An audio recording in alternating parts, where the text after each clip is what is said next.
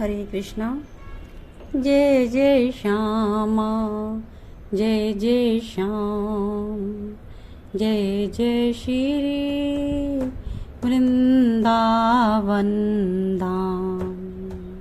पावन राधे तेरो नाम, पावन श्री वृंदावन धाम। श्री वृंदावन, श्री वृंदावन, श्री वृंदावन। आज के विचार श्री कृष्ण चरित अमृतम भाग 102 श्रवण करेंगे।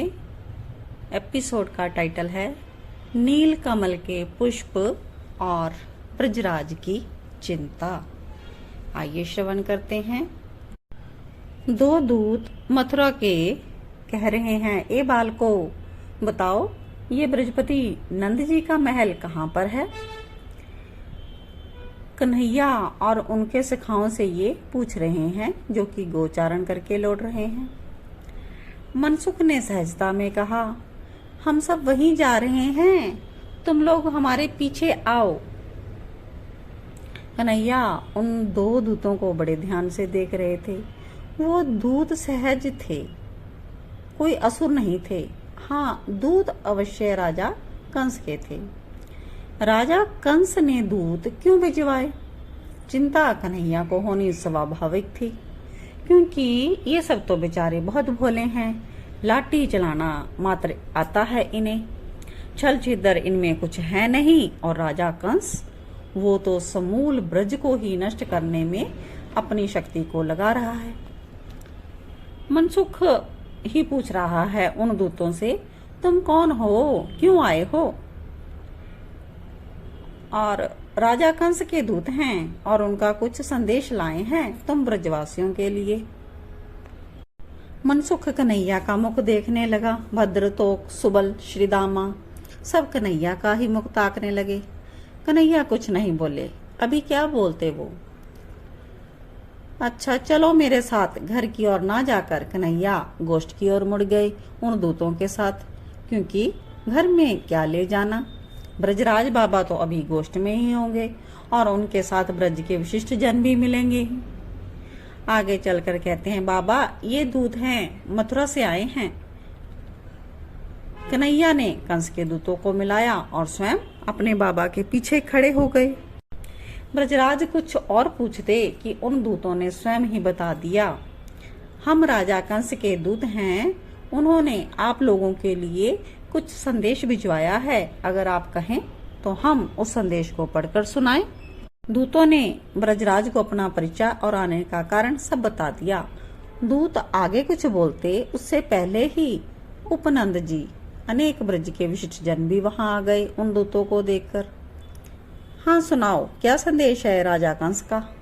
ब्रजराज चिंता आतुर हो उठे। उन्होंने अपने पीछे देखा, कन्हैया खड़े हैं और वार्ता को बड़े ध्यान से सुन रहे हैं। हे ब्रजराज, आप कुशल होंगे और आपका समाज भी कुशल होगा, ऐसी मैं भगवान रंगेश्वर महादेव से प्रार्थना करता हूँ। दूतों ने राजा कंस का संदेश सुनाना शुरू कर दिया। श्रावण का मास आ रहा है। आपके संज्ञान में ये बात है कि मैं भगवान शिव का परम भक्त हूँ। मेरे आराध्य भगवान रंगेश्वर महादेव, मैं उनकी पूजा अर्चना इस श्रावण मास में नील कमल के पुष्पों से करना चाहता हूँ। और ये नील कमल यमुना के काली दह में पर्याप्त मात्रा में पाए जाते हैं। मुझे ज्यादा नहीं, 1 करोड़, हाँ 1 करोड़ नील कमल के पुष्प मथुरा में आप 4 दिनों के भीतर पहुंचा दे, अन्यथा आप जानते ही हैं मैं क्या कर सकता हूँ। मेरी आज्ञा का पालन शीघ्र हो। आज्ञा से महाराज कंस। लाला नेत्र बहुत उठे थे लाल कन्हैया के, जब उन्होंने देखा कि उनके पिता ब्रजराज अपार चिंता के सागर में डूब गए हैं। कैसे कैसे आएंगे वो नील के पुष्प? ब्रजपति कुछ भी बोल नहीं पा रहे थे। क्या बोलते?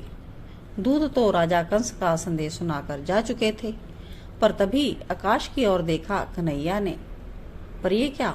देवऋषि नारद आकाश में खड़े होकर हाथ जोड़ रहे हैं देवऋषि कन्हैया को। अब मुस्कुराए कन्हैया, क्योंकि लीलाधारी तुरंत समझ गए कि देव ऋषि का ही सब किया धरा है। नारायण नारायण नारायण। एकाएक देव ऋषि उतरे उस दिन मथुरा में। राजा कंस ने स्वागत किया। एकांत में बैठकर चरण धोए देव ऋषि के। कब मारोगे कन्हैया को? देव ऋषि ने ही राजा कंस के सिर में हाथ रखते हुए ये प्रश्न किया। अब कह रहे हैं सारे उपाय निष्फल हो रहे हैं। हे गुरुदेव, मैंने क्या नहीं किया। पूतना को भेजा, वो मार दी गई। श्रीधर गया, वो भी गया।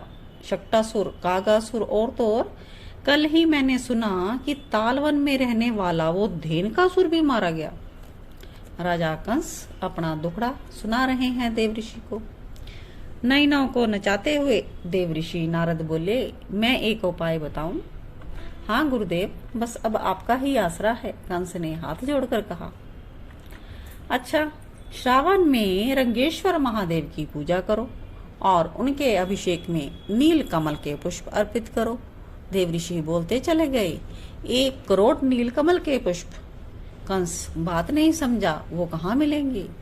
ब्रज में, वृंदावन में, यमुना में खिले हुए हैं नील कमल के पुष्प। देव ऋषि ने कहा, पर कंस अभी भी नहीं समझा।